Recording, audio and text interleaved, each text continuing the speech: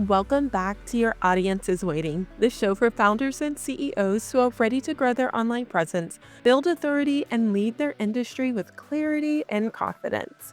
I'm your host, Elisha Everett. So let's dive in. I used to have 47 half finished projects sitting on my desktop. 47. Okay, maybe that's being dramatic, but you know what I mean. 3 different course outlines, 5 revolutionary content strategies, a dozen landing pages that never saw the light of day. Yeah, maybe those numbers are a little exaggerated. But does that sound familiar? Here's what I learned the hard way. Every new idea you chase is momentum you're not building elsewhere. In our last episode, we talked about the indigestion problem, how businesses don't die from starvation, they die from trying to do too much at once. And I promise you a real solution. Not a myth, not a mindset pep talk, not another just focus lecture, a system that actually works. Because here's the truth, you don't have an idea problem, you have a systems problem. And should it even be called a problem? Maybe opportunity. Today, I'm going to walk you through the parking lot framework, the exact method that took me from serial project starter to someone who actually finishes what they build. And by the end of this episode, you'll never look at a shiny new idea the same way again. Let's get into it. Okay, step one to the parking lot framework, spot the hijack. Now let's get real about what's actually happening when that brilliant new idea hits you at 2 a.m. in the morning. It's not inspiration, it's your brain trying to escape. Escape from the messy middle of what you're building right now, escape from the uncertainty of whether it's working, and escape from the uncomfortable truth that success takes time. So the first step isn't to evaluate the idea, it's actually to catch yourself in the act. Here are the red flags I watch for when I'm trying to spot the hijack. So, number one, the timing test. Did this idea show up right when you hit a roadblock in your current project? Suspicious. Or number two, the complexity trap. Is this new idea somehow simpler or faster than what you're doing right now? Double suspicious, right? And number three, the shiny syndrome. We all know this one. Are you already imagining the launch, the success, the glory, but you haven't even thought through the actual work? Red alert. When I catch myself doing this, I literally say out loud, "Girl, are you trying to escape right now?" 90% of the time, the answer is yes. And that's not a character flaw. Hear me say that, and I'll say that over and over. It's just human nature. But recognizing it, that's where your power is. So that's the first step of the parking lot framework, spot the hijack. Now, step number two, park it, but with purpose. Now, here's where most people mess this up. They think parking an idea means writing it down and forgetting about it. Wrong. You're not burying it, you're not dismissing it, you're giving it the respect it deserves without letting it destroy your momentum. Let me show you exactly how this works with a real example. I was deep in building my business and really thinking through the details of, next steps and all the things when I saw a thread on X about email marketing. Nothing groundbreaking, just a standard 5 ways to improve your opening rates post. But it sparked something.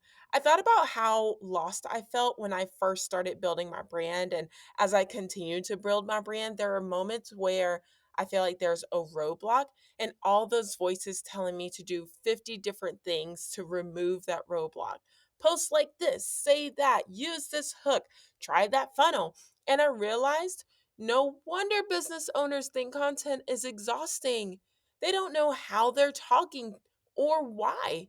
They don't know who they're talking to or why. So I wrote down, what if I built a guide that walks entrepreneurs through their customer's journey and it gives them prompts to speak to each stage? That was the thought. That's what I wrote down.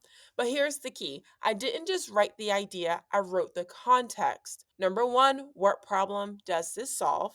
Number two, who is it for? Number three, why does it matter? And number four, what made me think of it? Then I closed my laptop and went back to doing what I was doing at the moment. Now, 2 months later, I revisit it and ask myself, do I still believe in this? Does it solve a real problem for my audience? And the answer was yes. So I built it. And now, Unstuck Your Audience is helping tons of entrepreneurs create content that actually connects. But that only happens because I gave the idea time to breathe. I didn't force it. I didn't abandon my current project. I parked it and let it prove itself worthy of my attention. The next step in this framework, and the last one, step number 3, is revive with ruthless clarity. This last piece is what separates the pros from the perpetual starters. You need a system for revisiting your parking lot. Not when you're bored, not when you're stuck. I block out 2 hours every month for what I call my creative audit. It's just me, my notes, and a really great drink. If that's coffee for you, maybe you like sparkling water, or you like water with, a little bit of lemon in it or lime. But whatever that is, get your yummy snacks and drinks and everything and just sit down and have a creative audit with yourself. So, what I do is I look through everything I've parked and I ask 3 questions. Number one, is this still relevant? Does it fit where I'm going, or was it just a moment of excitement? Number two, does it solve a real problem? Not just for me, but for my audience. And number three, is it better than what I'm building now? And I mean significantly better, not just different. If the answer is yes to all three, it gets promoted.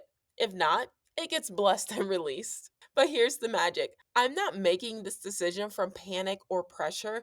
I'm making it from clarity, and that changes everything.